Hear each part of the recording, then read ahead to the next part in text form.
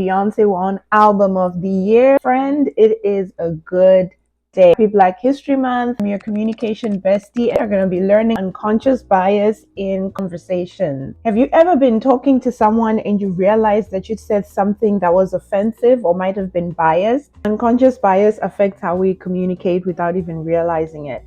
But the good news is we can work towards recognizing it and challenging it, especially when we're having conversations with others. What is unconscious bias? Conscious bias is the automatic judgments we make about people based on factors like race, gender, or even job titles. Some prevalent example of unconscious bias is assuming a woman is the assistant instead of the manager or VP. And as always, before we get to the how, we're going to start with the why. Why does recognizing unconscious bias matter? These small biases help us shape the conversations that we're having, but also it can help us understand how we can exclude and undermine people even without realizing it. Some of the most prevalent form of unconscious bias is name-based assumptions.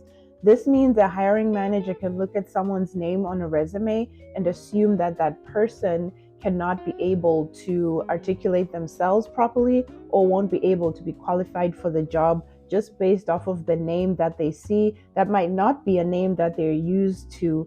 And this in turn can be a disadvantage to that individual because even though they're highly qualified for the job, the hiring manager has unconsciously already decided they will not be hiring them because of the name that might not be something they've heard before. Another reason why recognizing unconscious bias matters is the micro-validations versus microaggressions.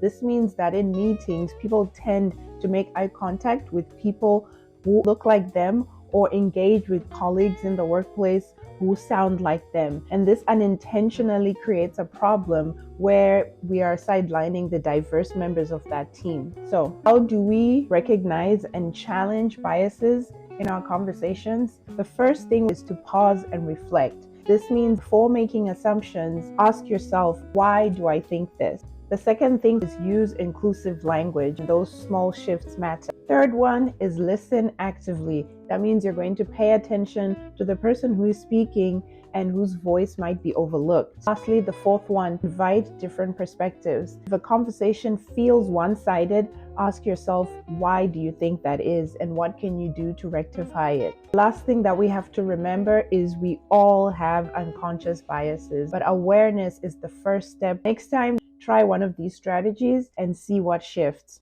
Let me know if you've ever been caught in an unconscious bias moment. Remember, bias is unconscious, but change can be intentional.